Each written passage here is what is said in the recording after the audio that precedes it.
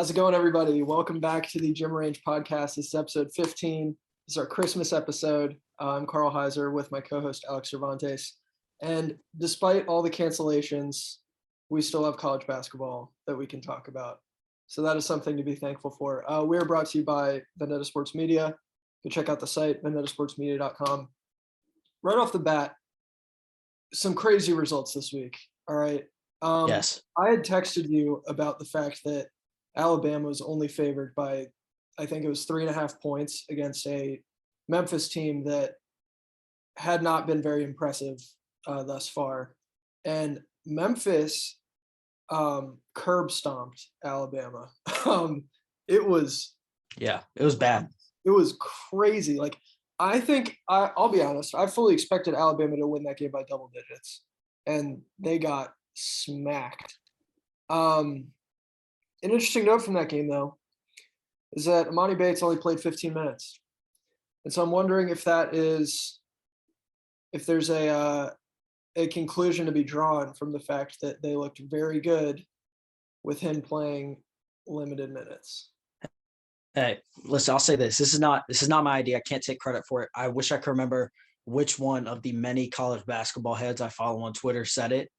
But they kind of quote tweeted that Penny article again from The Athletic. We brought it up before, where Penny was like, oh, the old guys, they need to let their egos down a little bit. They think it should be about them. They quote tweeted that. They're like, maybe it should have been about the old guys all along, because it was the upperclassmen that won them that basketball game. Because Amani was like 1 of 8 from the field, 1 of 7. So again, it seems like one of those like turning points in the kind of season for this Memphis team. They needed it. They need it. So, he was 1 of 6, by the way. Look that up. 1 of 6, 2 rebounds, 1 assist. Yeah. What I remember, Duren was not bad, though. Duren was 7 of 9, 6 rebounds. Okay, yeah. 14 points. There you go. Yeah, solid. Yeah. Especially for a guy that he's a very good, if this even makes sense, he's a very good, solid player. Like, you're not going to run your offense through him. Yeah. But he's just good. Mm-hmm. So, yeah, I know. Like, good job, Memphis. Yeah. I think I texted you. I was like, college basketball is going to college basketball. Memphis is going to win this game. Yeah.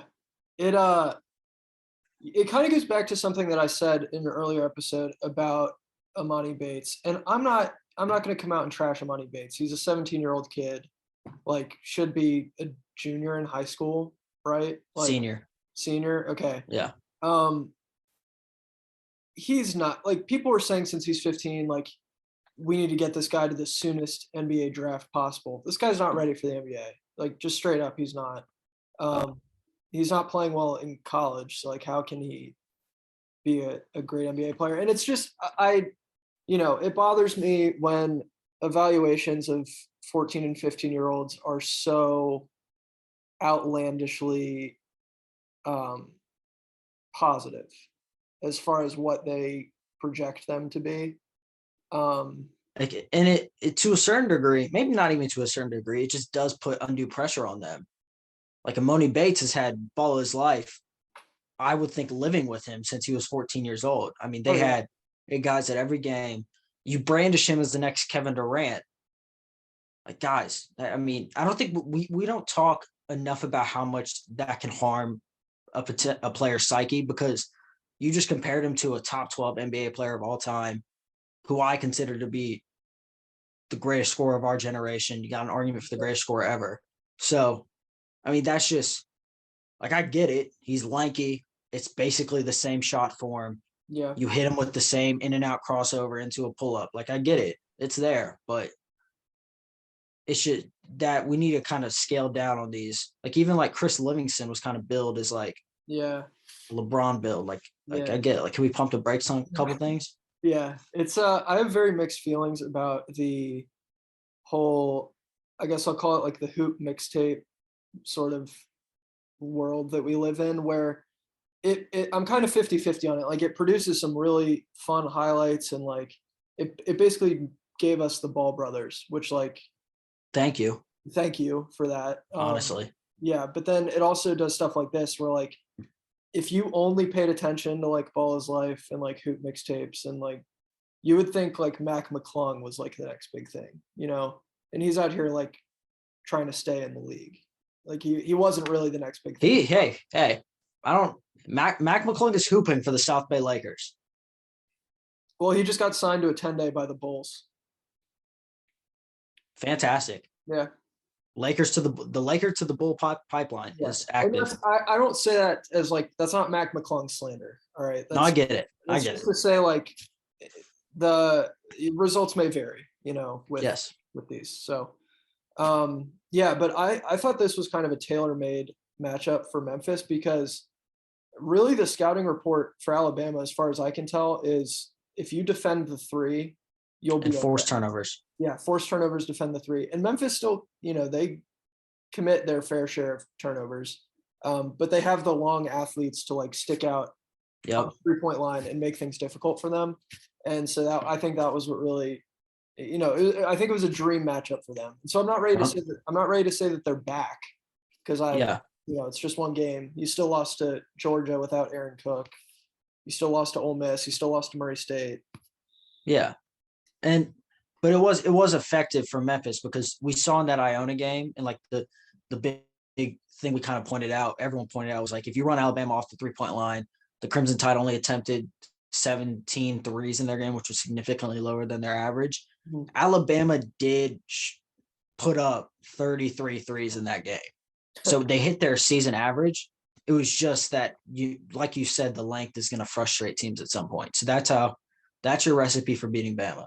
Yeah. And, you know, 20 turnovers doesn't really help matters. Mm-hmm. Yeah, we do talk about Memphis quite a bit, I think, on this podcast. And I think we do. But I think it's because they're such an interesting team because they have the biggest disparity between their talent level and like what they actually are. I think that's what makes them so interesting. Their individual talent versus how they play as a cohesive unit. Absolutely. Yeah. But we'll see if they can string together some wins. They were due for one like this. So they needed it too, especially after that game against Tennessee was canceled. Oh yeah. Okay, next thing I wanted to talk about is the fact that Villanova is not good. By the way, for all of our viewers and listeners, we're taping this as Villanova is playing Xavier. Down 9. I'm watching it. If people are seeing me turn my head, that's what's on. Yeah. Yes, they're not that good. They're good. Yeah. Like I want to pump the brakes on that. Like, but they are not what the nation thought they were. Yeah. Right. And I said it. I probably didn't say it first, but they're really. I was one of the naysayers. You were. It's true. They were one of yourselves in our like first ever episode. Oh yeah. But so first I saw a stat that Colin Gillespie against top 25 teams is like 11-14 or something. Yeah. Like losing, I saw that on losing Sleepers Media. Yeah.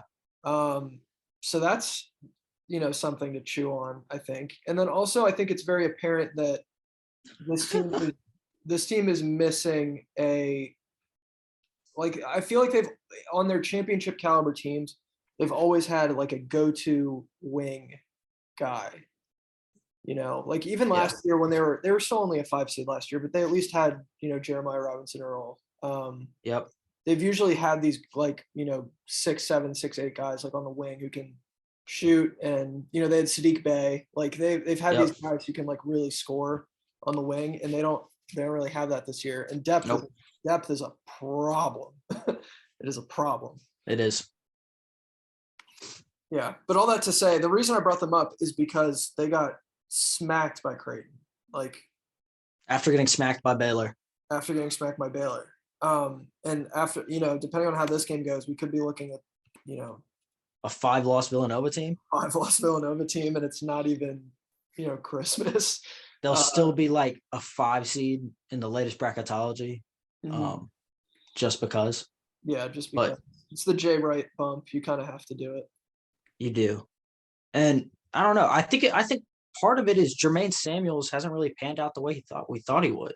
No. Like I don't remember our Big East prediction. Mhm. I can't remember if I did Moore or Samuels. I feel like I did Samuels for all first team. He's We were not playing kinda, like it. yeah, we were back and forth on them. Yeah. So, I mean, Justin Moore, he is averaging 15. Mhm. He's averaging 15 and 5. Again, he's more of a guard. Like he's Yeah, 6'4". it's a quiet 15 and 5 too. It is. And I say this as I think, no, Samuels missed a 3. Dang it. Dang. Dang it. Too bad. So did Moore. Okay. Anyway, I don't need to be doing a play-by-play of the Villanova game. But like I don't. Oh, the Big East is better than we thought they would be. Mhm. I did not expect Creighton to run Villanova out of the gym in Omaha. Yeah. I didn't catch much of this game as I wanted to, but I mean, you saw it more. You want to speak to it a little bit, or? I mean, I can. I think I've sort of touched on it. Like, I do think it really goes to show the issues that Villanova has with depth. Like they've had that all year. It's kind of And similar. we've talked about it. We've talked about it, and it's similar in my mind to in maybe a different sort of way, but like St. Bonaventure, they'll run like basically 6 guys out. And Yeah. that's been really a source of It's been their Achilles heel. But Villanova, when you go 4 for 23 from 3-point range, you're not going to win. No. So, and I also think they have front court by 12. Yeah, and they have front court issues too, and that kind of helps with the rebounding. Mm-hmm. But I mean, it's not like we've had Villanova teams in the past that have won that have just been like anchored by a 7'1" giant. Like that's not been Villanova, but it just doesn't feel like Dixon is doing it. Yeah, and that's like not slanderous to Dixon. Like I get the situation Villanova's in, but when you only go right, like what is it, 8 deep? It's not gonna, and only 6 of those guys really score. Yeah, it's not a recipe for success. And I mean, how long do we hold out before we like pump the brakes on like Jay Wright's gonna figure this out? I mean, you're gonna have to be the one to lead the charge on that because you did say that he's the best coach in America. I did say that.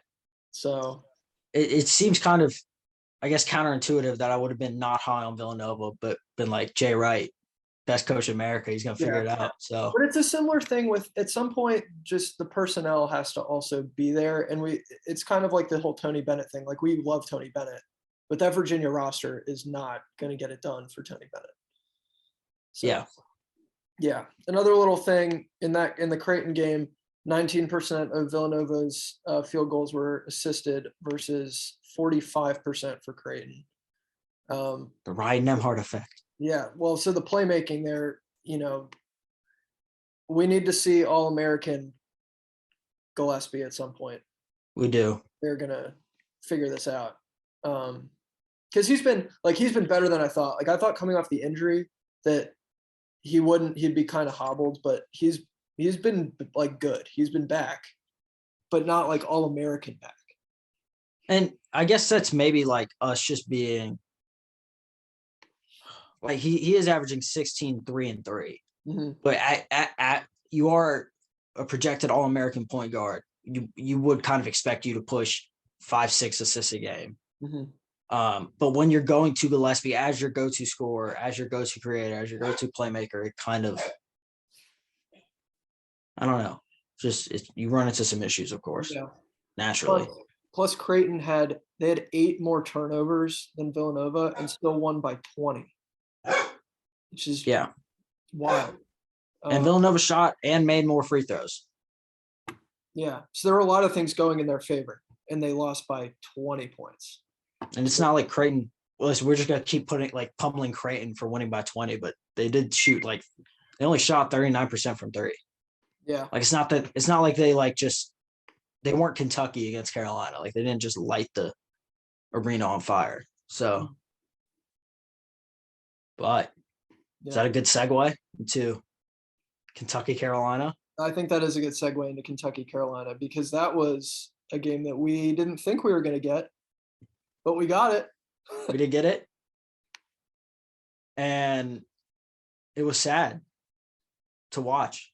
Not for me, but it was just like, as a basketball game, it was kind of rough. It wasn't as exciting as I think we all wanted it to be. I'm sure it was great for Big Blue Nation. Mm-hmm.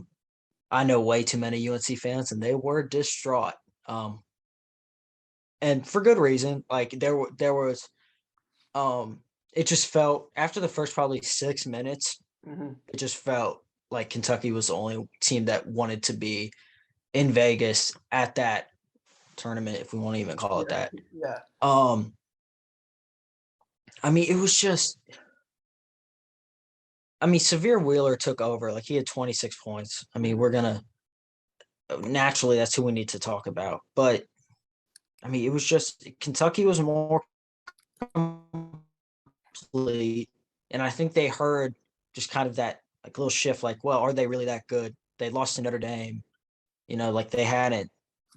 Again, we talked about it. Like they just had below 200 top or below 200 Ken Palm team wins. Mm-hmm. So we hadn't really been shown anything, and then they just decided to massacre North Carolina on a it was relatively primetime stage. It was almost a 30-point win. I mean, it was just Wheeler had 26 and 8 on 12 of 15 shooting. UNC cannot play defense. We were possibly led astray by the previous 4 games where they held all opponents below 63 points. Yeah. Shout out Jermaine Samuels for a poster at the end of the half against Xavier. They're still down 8. Yeah. But anyway, just as one does. Baycott, 22 and 10, playing like a all ACC player in that game. Mm-hmm. Unfortunately for his team, not so much. Yeah, it's a tough look. Like the other starters combined for 26 points on, if I'm doing quick math here, 3, 6, 8, 8, 4. 8 for 26 from the field. So goes without saying that's not a recipe for success. They only made 1 3. 13 from 3. 1 for 13 from 3. That's Maryland levels of bad. Listen, I'm not going to throw any shade at North Carolina, but Duke only made 1 3 against Kentucky. So this is true. I'm sure that definitely won't come back to bite me in February. Yeah, probably not. No chance. Yeah, totally. No chance. Oh, jeez. But I mean, Toshiba, 16 and 12. We've come to expect that. Ty Washington, only 20 minutes, 9 points. Kellen Grady, 18. That's about what we've kind of expected. Mm-hmm. Like we just 5 of 7 from 3. Yep. Again, it was just a Severe Wheeler show. Everyone was watching Severe Wheeler run circles around North Carolina. And North Carolina just did not want to play defense. Yeah.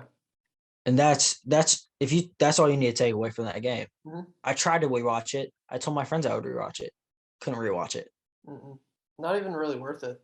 The thing is, like, Severe Wheeler was getting to the cup all day long. Like, he did not attempt a 3 in this game, partly because, Kellen Grady was, torching the nets, but also he's lights out. He didn't have to. He didn't have to attempt a 3 because he was getting anything he wanted inside.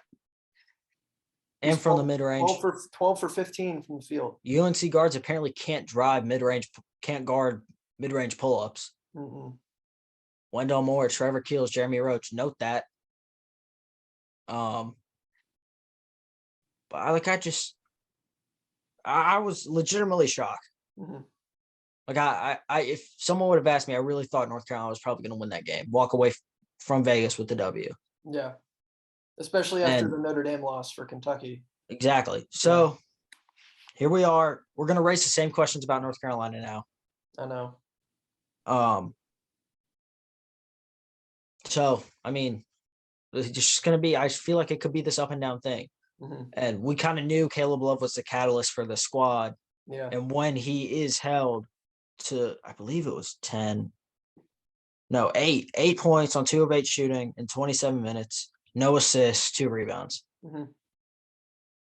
And again, like there was just, I get to a certain extent that when you're getting beat that bad, I mean, you were only down 11 at halftime. Like it wasn't, you made a late first half push. Like it wasn't terrible, but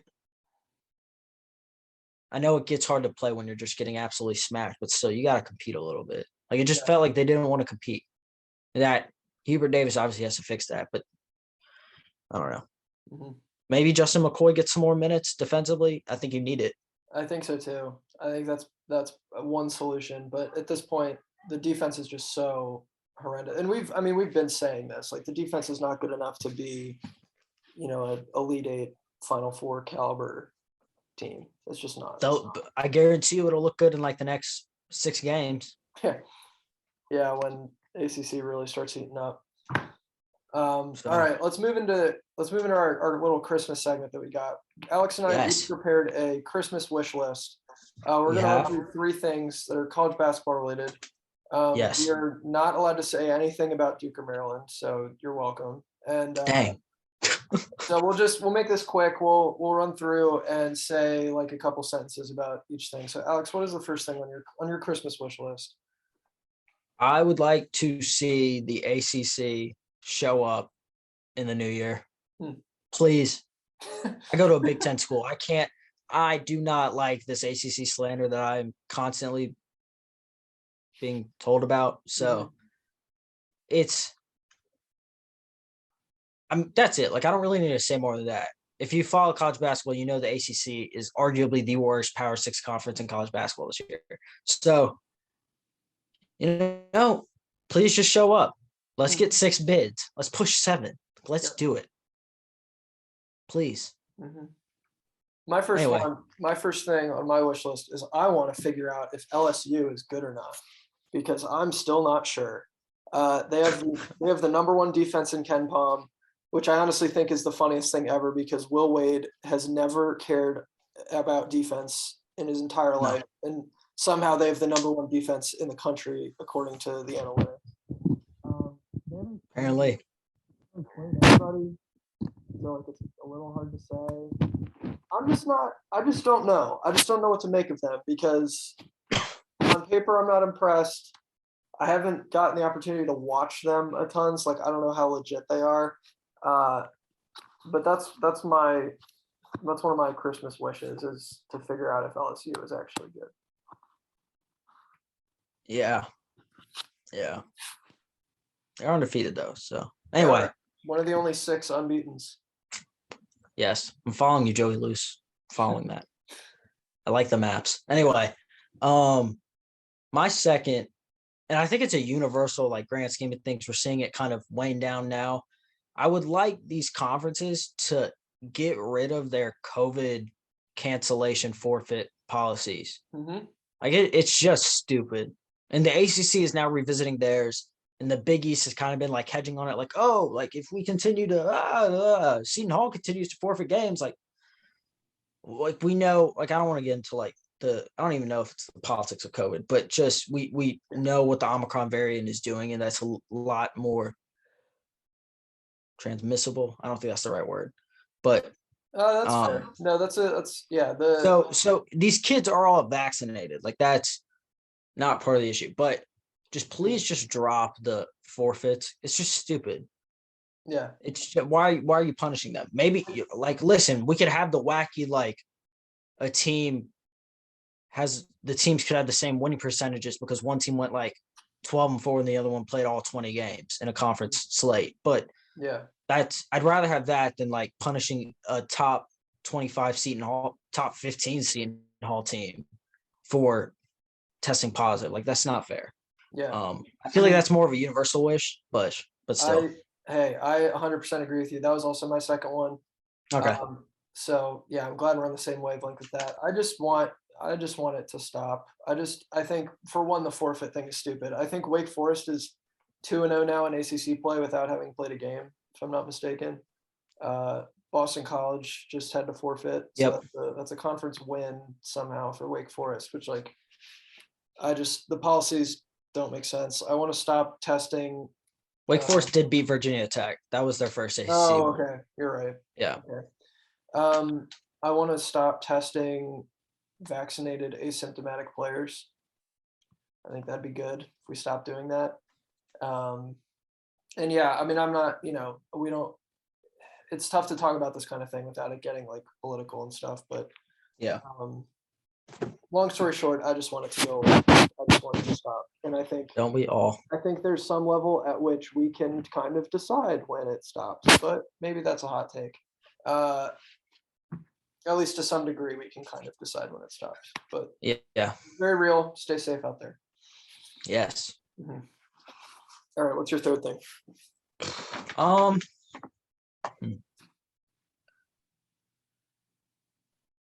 I'd like to see the West Coast Conference continue their success into the new year. I think it's just nice. It brings me a lot of joy to see potentially 4 WCC teams get in. And maybe I've said it, so maybe it's hypocritical of me to say I can't remember all the things I've said on this podcast anymore. But I don't know if I've been I don't think I've been critical of like Gonzaga playing in that conference. I want to see them move to the Pac-12, but that's just solely because I want to see them play Oregon when it's not this year. Yeah. I want to see them play USC and UCLA. Like, it's stuff like that. But like, it's cool to see San Francisco back like in it. Yeah. It's just like Bill Russell, if you're a little bit of a historian, won 2 natties with them in 55 and 56, or it's either 54 and 55. But yeah, you're right. I think you're right the first time. Okay. And so like, it's just cool. Guy, I know that like that's not a crazy take, but I'm enjoying it. I would like to see San Francisco as a 13 seed, upseed a 4 seed. Yeah. That would be lit. Like, let's make it happen. I'd love that. It's fun when like Santa Clara is good. Absolutely. It's fun. I like that. Yes. The West Coast games I will stay up for, not the Pac-12, the WCC, if I can find it. Which is why, it's sad that they're kind of hitting this resurgence as BYU is choosing to leave. Yeah. Dang. Yeah. Gotta go where the money is, so I respect it. I guess so. I mean, bag chasers, what are you gonna do? Hey, listen. As if the Mormon church doesn't have enough money already, but hey, I think it's kind of critical. I mean, listen, your favorite school is a bag chaser. Y'all left the ACC, so fair enough. Okay, right. I'm just gonna bring that up. You're right. My third one is I want to see Colorado State go on a legitimate NCAA tournament run. That would be fun. That'd be fun. I like them. I like them a lot. What can I say? We were robbed of getting to watch them play Alabama, unfortunately. I think that would have been a really fun game. Shout out Davidson for playing Bama, though. Mm-hmm. They're playing them close, too. They're up 6. Davidson's up 6 at halftime. Wow. Yeah. I mean, Davidson's offense is really nice. And it's a shootout. It's 41-35. Mm-hmm. Sweet. Yeah, but I just want to see Colorado State have some success. It's fun when teams like that are good, So that's all. Merry Christmas, everybody. All right. Now to the Duke Maryland takes. No, I'm just kidding. Yeah. Very quickly, though. Fraud watch, very quickly. Fraud watch. Yeah. It doesn't change much at this point. No. I mean, I'm definitely like, I don't remember if I tossed Villanova in last time. They're in. They're fully in. I'm ready to call them fraud. Without a doubt. St. Bonaventure kind of sucks. Like, that pains me. It hurts. It hurts to say. A great level. It really hurts. On like a very profound level, does that hurt me? Because I had them as one of the I wanted buys. them to be good. I wanted them to be good so bad. And they're just not. Sad. Can I throw AP voters into fraud watch? Do it. Okay. I saw some weird thing that there was an AP voter, I think for Baylor. He's one of like the Waco beat writers, and he dropped Kentucky 2 spots and had Carolina climb into the top 25 to 19. Don't know how. Legitimately don't know how. I'll throw that guy in. Okay. And AP voters as a whole for waiting to put Colorado State in.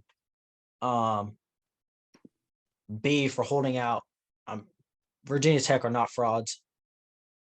No. So I think they're going to be okay. yes. Rank Northwestern, you cowards. We got off the rank Colorado State, and now it's ranked Northwestern, you cowards. It is ranked Northwestern. Oh my gosh. Can you imagine if Northwestern actually starts winning? Oh, what a time to be alive. Yeah. Wherever they go. If they make the tournament, book it, I'm going. Okay. Yeah. I gotta.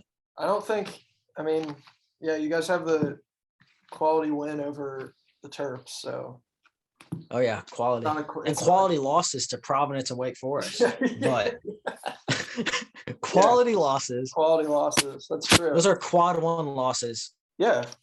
Terps have a quality loss to George Mason. So I think that's the spin we have to put on it, is just when our team loses, it's a quality loss. It's a quad 1 loss. I think that's how we need to categorize it. It's a quad 1 loss. When Duke loses to NC State because Searborn has 30 and 20, it's a quad 1 loss. It's a quad 1 loss. Yeah. A quad 1 loss. I think we're cool to say that because I don't think anybody actually knows what quad 1 loss, quad 2 loss is. Even the people who that's their job to know what it is. I don't think they actually know. I think that's just sort of a made up thing. So we're going to just say. We've coined the phrase. Yeah. We need to trademark this. I like it. That's a quad 1 loss. Oh yeah. Yeah, it's good. We can there's a lot of confirmation bias that we can have now. By just absolutely. We weren't wrong about a team being good. It was just a quad 1 loss. So quad 1 loss. Yeah. Start randomly throwing that into our articles. Yeah. Yeah. Yeah, that's good. I think that'll work. I think that's all. Fraud Watch has not changed very much. We kind of are starting to figure out. Got to take Kentucky out. I don't know if we threw them in. We have to take them out. Which that is very up and down, fluctuating of us, but that's all right. I think we can start though. There are teams that we can start saying at no point will they ever be in Fraud Watch. You know what I mean? I think Arizona is playing their way out of ever being considered for Fraud Watch. They have to. Yeah. Creighton will never be in Fraud Watch because I just won't believe it. Yeah. Love the Blue Jays. Right. Even if they start racking up the quad 1 losses, and they won't be in Fraud Watch. Listen, they're good losses. Some may even say they're great losses. Yes. Great losses. Great losses. So, yeah. Shout out Villanova. They're down 38-30 at the start of the second half. But we'll see how that goes. They're having fun. So. Yes. All right. That's gonna wrap it up for us. Merry Christmas, everybody. Happy holidays if you're not celebrating Christmas. If you don't celebrate Christmas, sure. Yeah. Subscribe to the YouTube channel. Follow us on Twitter. Follow us on Spotify. Read our articles. Follow us. Follow us. Yeah. I'll make it Whatever, guys. Have a good Christmas. We'll see you next time.